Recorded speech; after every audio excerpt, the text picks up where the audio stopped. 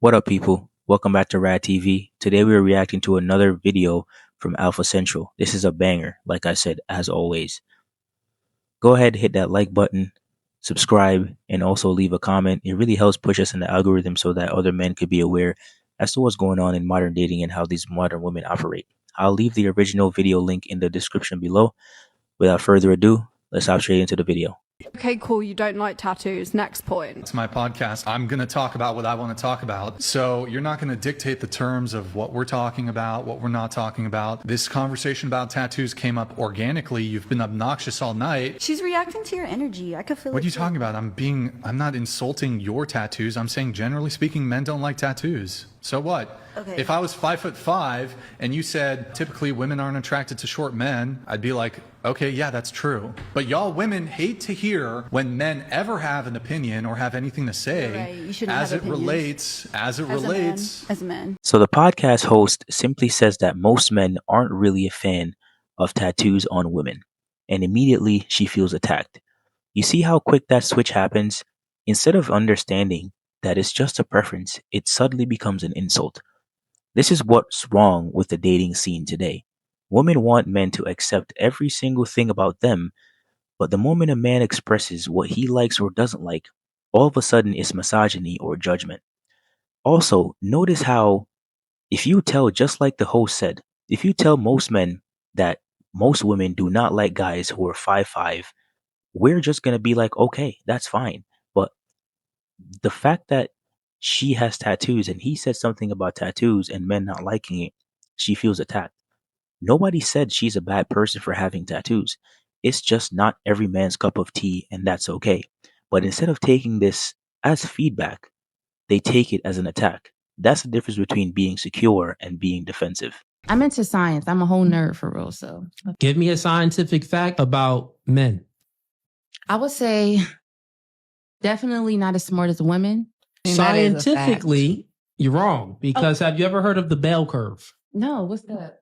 I thought you was the aspiring Okay. scientist. I'm open to learning. What would you say the bell curve is? When it comes to IQ, the general population, they'll be even on the bell curve as far as men and women. But most of the dumbest people are men. Mhm. Right? agree. What's the bell curve, though? I'm explaining it to you now. You're gonna tell us. It looks like this, right? So on this end, right here, the dumbest people are men. Most people hover in the middle. Men and women hover in the middle. But when you get to this end, the smartest people are men. And So who made that? I'm Who made that not- graph? This is Okay. based off IQ. Was that This is Trump? based off IQ. So listen. Was that Trump? No, stop it. Listen. The smartest men excel. They're over here.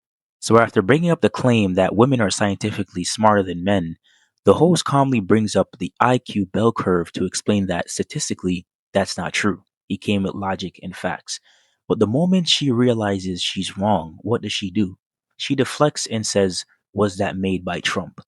That right there is the problem. Instead of debating with facts, it turns into feelings and sarcasm. And as soon as she started losing the argument, her friends jumped in to back her up, not with logic, but with emotion. You see, when presented with data, most of them don't process it to understand. They process it to defend their ego. This is why real conversations about truth and accountability are so rare today, because facts don't care about feelings, but feelings always try to fight facts. That's terrible makeup. Do your makeup better next time. And you're showing cleavage. Have some self. So let me get this straight. She starts making fun of this guy in his costume, just clowning him for no reason. Then he claps back and makes fun of her makeup, and instantly she gets defensive and says, "Oh, I'm beautiful." But here's where it gets wild. She then puts her hands on him and starts pulling on his horns. You see how that works? She tried to dish it out, but couldn't take it when the same energy came back to her. And instead of using words, she turned physical. This is the perfect example of how some women think they can say whatever they want to a man, but the moment a man responds, it's disrespect. Equal rights should mean equal accountability too, not just when it's convenient. However, unfortunately, we don't play by the same rules. We're not playing the same game, and we're not playing the game on easy mode like these women are. And that's just reality. If throwing hands is your only argument, then you know you've already lost.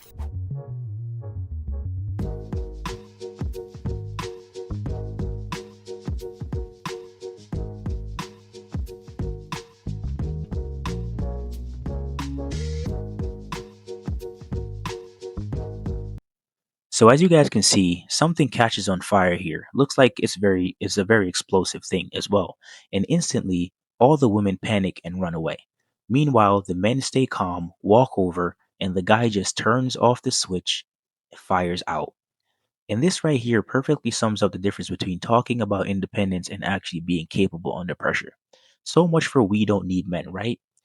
Because when chaos hits, suddenly everyone looks for the same thing they claim they don't need: a man who stays calm and takes control.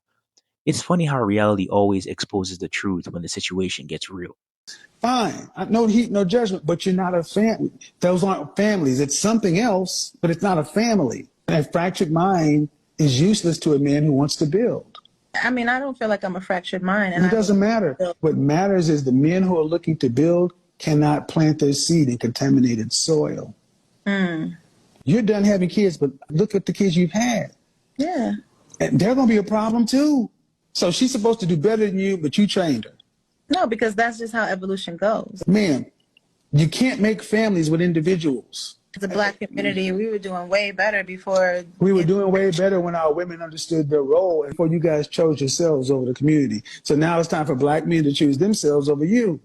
This is why Black men, you need to understand, you cannot choose a woman who does not want to be your partner. That's the bottom line. No, I'm being honest, man. Just like you chose the man you chose, you also had men who were suitable that you likely didn't choose. No. Kevin Samuels hits her with straight facts. He tells her she thinks like an individual, not like someone who actually wants a family. And he's 100% right. You can't build a household with someone who only thinks about themselves. He then goes on to say something that most people don't want to hear. In order for men to have wives, they need women who think like wives. And when she tries to bring up how the Black community was doing better before, Kevin reminds her real quick, yeah, that's true, but that was because those women understood their roles. They weren't competing with men, they were complementing their men. And that's the problem modern society doesn't get.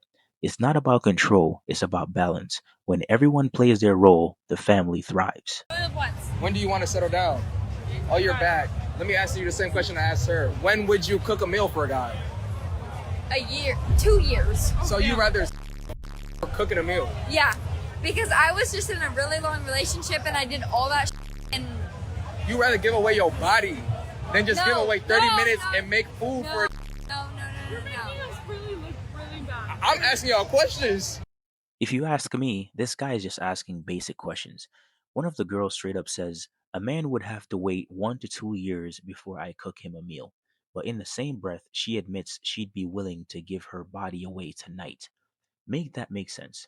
These modern women would rather get passed around before doing something as simple as cooking for the man they actually like. And then when the clip goes viral, which she knows it will, they all say, he's making us look dumb. No, you made yourself look dumb. He didn't do anything but ask questions. This is the world we live in now, where cooking is seen as slavery, but giving your body away for free is empowerment. You're beautiful. Thank you. Did your makeup right? Yeah, you did. Thank you. You should go outside tonight. You're going to steal somebody's husband tonight. I don't want She was trying to steal one of y'all. The balloons is popped, so that's done. But you know what I'm saying? Outside probably going to be fine. Congratulations, you're beautiful. But Congratulations, crazy. This here, my friends, this guy right here is the master of handing out rejection. You see, this is exactly how you do it. You don't argue, you don't call her out, you just compliment her right back into the streets. He said, you did your makeup right. You can go out tonight and steal somebody's husband. She thought he was flirting, but he was really rejecting her with elegance. That's how you reject a woman who displays 3 or 4 traits politely. No drama, no emotion, just a smooth dismissal. If you made it this far, you're a real one. Smash that like button, hit subscribe, and drop a comment. It helps push us in the algorithm so more people can see what's really going on in modern dating. I'm gonna catch y'all in the next one.